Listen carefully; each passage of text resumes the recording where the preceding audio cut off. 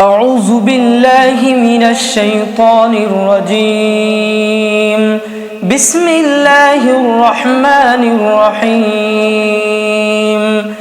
أمن خلق السماوات والأرض وأنزل لكم من السماء ماء فأنبتنا به حدائق ذات بهجة ما كان لكم أن تنبتوا شجرها أإله مع الله بل هم قوم يعدلون. أمن جعل الأرض قرارا وجعل خلالها أنهارا وجعل لها رواسي وجعل بين البحرين حاجزا أإله مع الله بل أكثرهم لا يعلمون. أمن يجير المضطر إذا دعاه ويكشف السوء ويجعلكم خلفاء الأرض أإله مع الله قليلا ما تذكرون. أمن يهديكم في ظلمات البر والبحر ومن يرسل الرياح بشرا بين يدي رحمته أإله مع الله تعالى الله عما يشركون. أمن يبدأ الخلق ثم يعيده ومن يرزقكم من السماء والأرض أإله مع الله قل هاتوا برهانكم إن كنتم صادقين. قل لا يعلم من في السماوات والأرض الغيب إلا الله وما يشعرون أيان يبعثون. بل ادارك علمهم في الآخرة بل هم في شك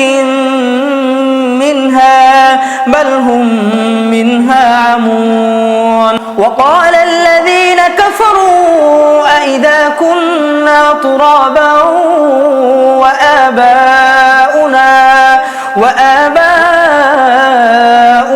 أئنا لمخرجون. لقد وعدنا هذا نحن وآباؤنا من قبل إن هذا إلا أساطير الأولين. قل سيروا في الأرض فانظروا كيف كان عاقبة المجرمين ولا تحزن عليهم ولا تكن في ضيق مما يمكرون. ويقولون متى هذا الوعد إن كنتم صادقين. قل عسى أن يكون ردف لكم بعض الذي تستعجلون. وإن ربك لذو فضل على الناس ولكن أكثرهم لا يشكرون. وإن ربك ليعلم ما تكن صدورهم وما يعلنون. وما من غائبة في السماء والأرض إلا في كتاب مبين. إن هذا القرآن يقص على بني إسرائيل أكثر الذي هم فيه يختلفون. وإنه لهدى ورحمة للمؤمنين. إن ربك يقضي بينهم بحكمه وهو العزيز العليم. فتوكل على الله إنك على الحق المبين. إنك لا تسمع الموتى ولا تسمع الصم ثم الدعاء إذا ولوا مدبرين وما أنت بهاد العمي عن ضلالتهم إن تسمع إلا من يؤمن بآياتنا فهم مسلمون وإذا وقع القول عليهم أخرجنا لهم دابة من الأرض تكلمهم أن الناس كانوا